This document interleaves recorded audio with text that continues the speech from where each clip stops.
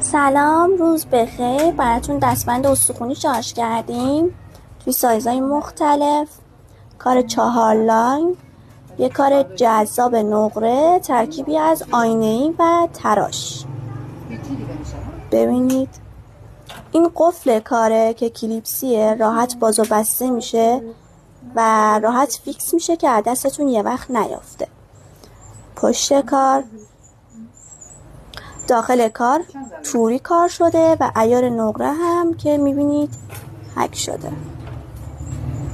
توی هر سایزی که بخوایم موجوده، اگه موجود نباشه براتون میسازیم، مشکلی نیست.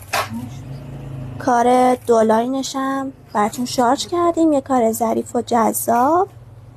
ظرافت کار رو ببینید، کاملا مشابه طلا.